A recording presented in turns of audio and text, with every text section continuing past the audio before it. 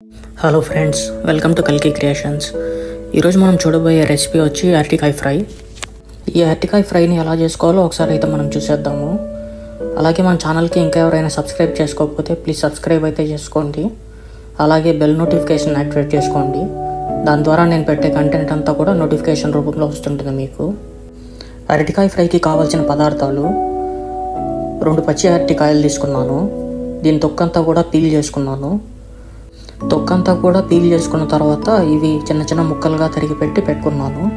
మీరు ఈ వీడియోలో అయితే చూడొచ్చు నేను ఎలా తరుక్కుంటున్నాను అనేది. సన్న ముక్కలుగా అయితే తరుక్కొని పెట్టుకున్నాను.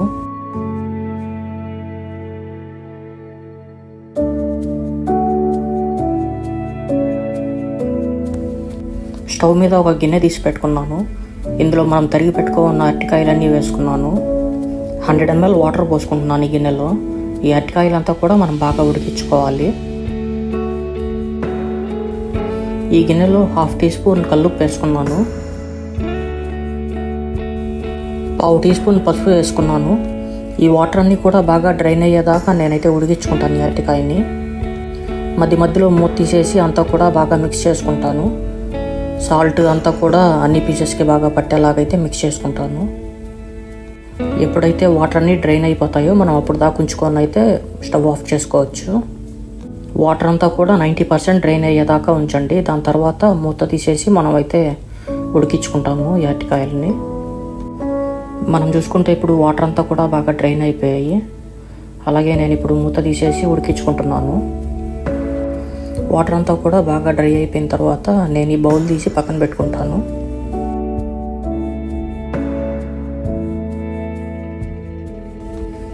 స్టవ్ మీద ఒక గిన్నె పెట్టుకొని 50 ml ఆయిల్ తీసుకోవాలి.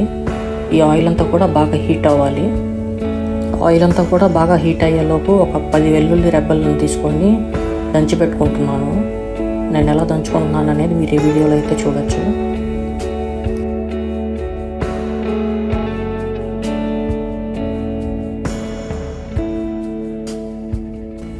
స్టవ్ మీద ఉన్న ఆయిల్ అయితే హీట్ అయిపోయింది. ఇప్పుడు 1/2 టీ స్పూన్ ఆవాలు వేసుకుంటున్నాను ఇందులో.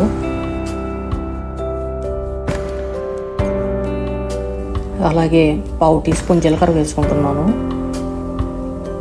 1/2 టీ స్పూన్ మినప్పప్పు వేసుకుంటున్నాను. సో ఇవంతా కూడా బాగా వేయించుకుంటున్నాను కొద్దిసేపు.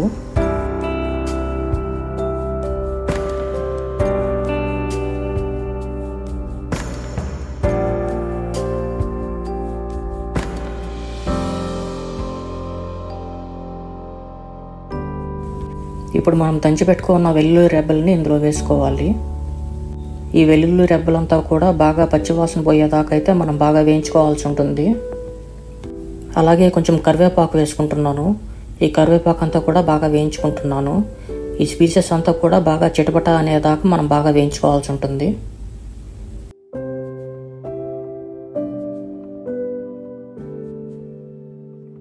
స్పీసెస్ అంతా కూడా బాగా వేగిన తర్వాత మనం బాయిల్ చేసి పెట్టుకున్న అరటికాయలని ఇందులో వేసుకుంటాము. మీరు మన వీడియోలో అయితే చూడొచ్చు ఎలా వేసుకుంటున్నాం అనేది. ఈ అరటికాయ ముక్కలకంతా కూడా బాగా స్పీసెస్ అంతా బాగా పట్టేలాగా మనం వేయించుకుంటాం. ఇప్పుడు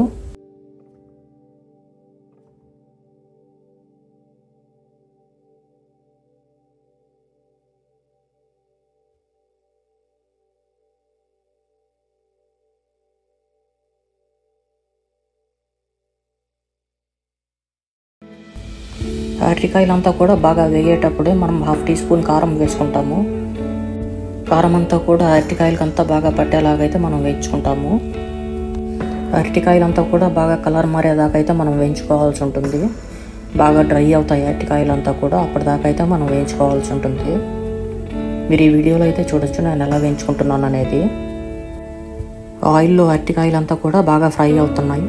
మీరైతే చూడొచ్చు కలర్ అంతా కూడా బాగా చేంజ్ అవుతున్నాయి. అరటికాయలంతా కూడా బాగా ఫ్రై అయ్యేదాకా అయితే మనం వేయించుకోవాల్సి ఉంటుంది. ఇలాగే ఆయిల్ అంతా కూడా బాగా డ్రై అవుతుంది. ఆయిల్ అంతా బాగా అరటికాయలకి పట్టి అరటికాయలంతా కూడా బాగా డ్రై అవుతాయి. అప్పటిదాకా అయితే మనం చూసి వేయించుకుంటాము.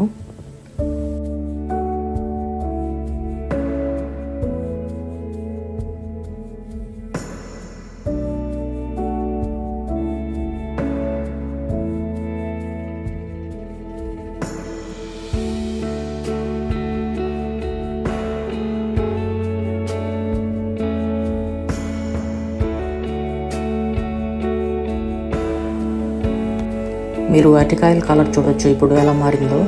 అంతా కూడా ఆయిల్ బాగా డ్రై అయింది. ఇప్పటిదాకైతే నేను వేయించుకొని ఇప్పుడు స్టవ్ ఆఫ్ చేసుకుంటాను.